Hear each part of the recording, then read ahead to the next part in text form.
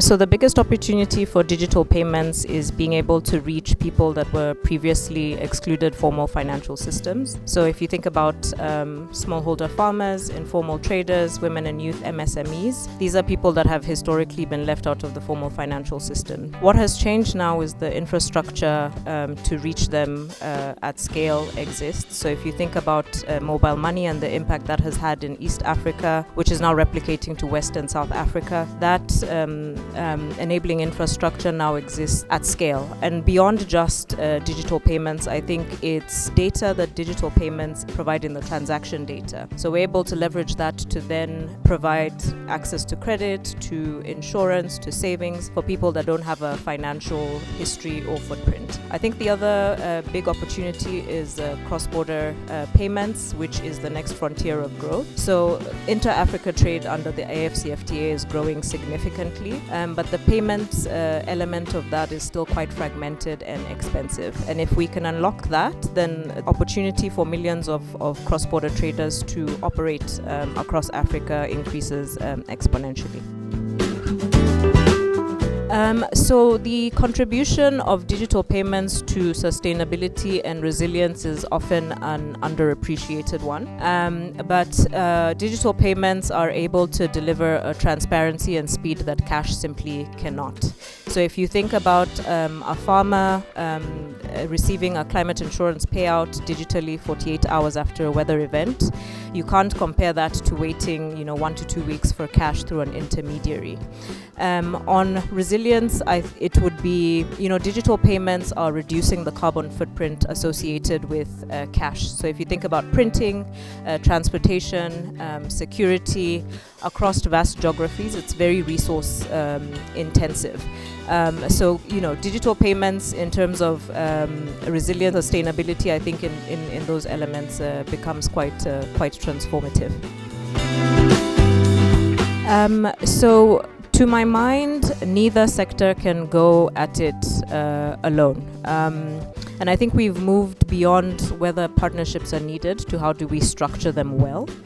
So government brings trust, it brings a regulatory lever, and it brings trust. Then on the private sector side, it brings innovation, it brings infrastructure and the distribution network. So when we start to see scale is when these two elements are working together. And so if you think about when governments mandate interoperability, that then allows payment systems to speak to each other, and private sector players then compete on service quality versus locking customers in. I think the other big proof point on that is government-to-person payments, so where governments pay salaries, pensions digitally, and that creates millions of active accounts which private sector can then come in and build on. So in our experience, I think there are about 4 key barriers to adoption. So the first is trust, and in communities where digital technologies are new and digital and financial literacy is quite low, then people mistrust digital payment systems, and that's not irrational. I think it's sensible given some of the failures that have happened. So we need to work on first consistent and reliable service to build trust, but also reinforce that with strong consumer protection frameworks. Then secondly, I would say is devices and connectivity. So people can't use digital payments if they don't have phones and the network is not reliable. So infrastructure investment is a non-negotiable. I think third is cost. When costs eat into really small payment amounts, then people instantly revert back to cash.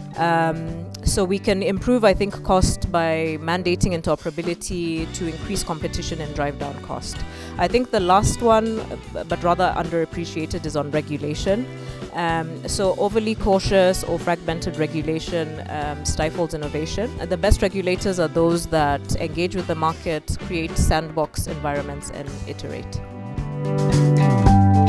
So 3 innovations come to mind. I think first is AI-driven credit scoring. So using alternative data like payments data, airtime usage, even agricultural patterns to be able to lend or provide access to credit for a range of groups that don't have a formal financial history, which can be transformative. The second would be interoperable payment systems at the regional level.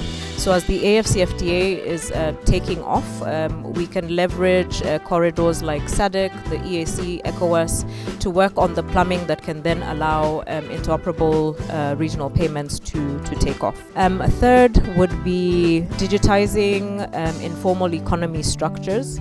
So when you think about savings groups, market associations, cooperatives, these are institutions that already have the trust of millions of citizens and that they interact with on a daily basis. So if we can layer digital payment rails onto those trusted community structures, then accelerate digital payment adoption can increase exponentially.